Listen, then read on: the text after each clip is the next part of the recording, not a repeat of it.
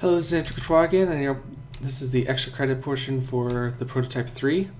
So I just wanted to show you a little bit of how I created this. So these assets are actually from Kitbash. They are individual assets that you can assemble at your will. So normally these sides would probably be a little lower, and that's why it's separated from this middle part. But other than that, it worked great. I feel like for this prototype.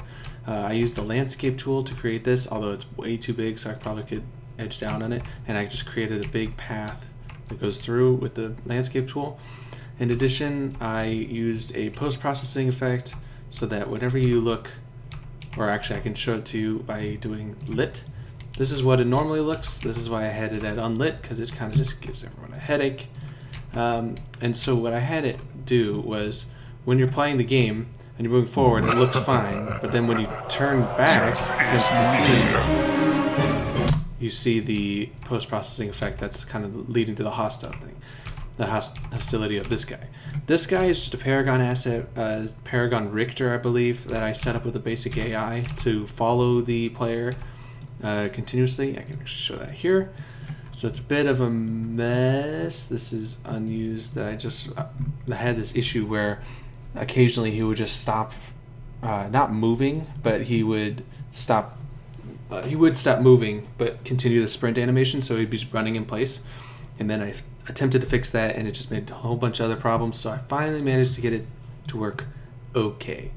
So I have this event begin play and play animation. I tried to use the animation blueprint, but for some reason it wasn't taking the speed from the level blueprint or this blueprint and translating it into proper velocity mechanics for the animation, and so it was just gliding along.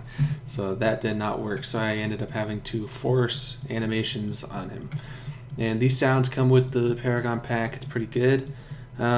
These are values that I didn't actually end up using because I just forced the animations, like I said. And this is the simple AI, just on CPawn, AI move to, and play animation where it loops. And then on component begin overlap box, which this box that is referring to is actually this Kill Rick box, I believe, or it is the box that I put on, actually, yeah, it's the box that I put on the front of Paragon Richter. And so if the third person character collides with it, then it will spawn this, which disables the movement of the third person character, causing the lose screen. And again, values that I didn't end up using and all that.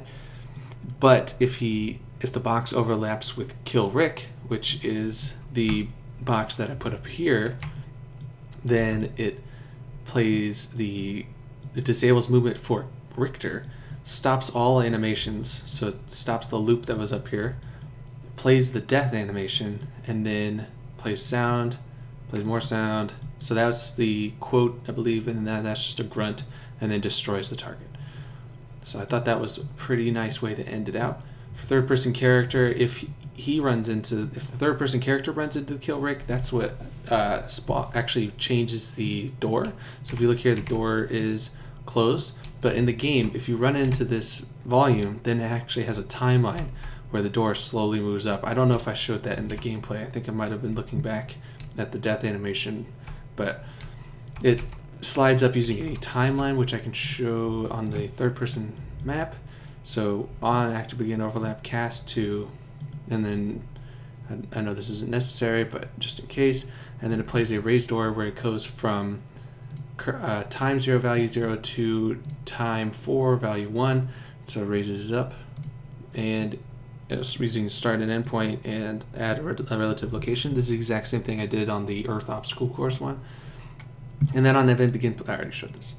And then here is simple widgets for you lose and you win, where the you lose fades to black, mainly because I couldn't get him to stop doing the sprint animation because it was in the middle of it, so it was kind of an awkward point sometimes. So that is the main reason. And then all of these assets, these rock assets, where I got from the the Kite demo pack. The trees I actually had to get from a different pack because the trees in the open demo pack were too high resolution. They're apparently 8,000 by 8,000. And so to get these trees, grass, and rocks, I actually use the foliage tool So you can see I have roughly 3.3 thousand grass and a bunch of trees. So just to give it a little bit more life versus just a plain old, plain old scenery or plain old terrain.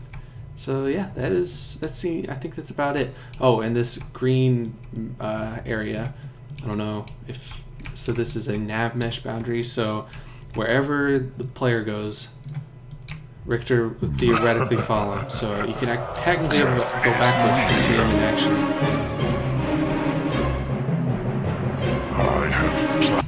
That is actually a lot scarier in that in that color than he is in the post-processing. So yeah, that is about it. Thank you.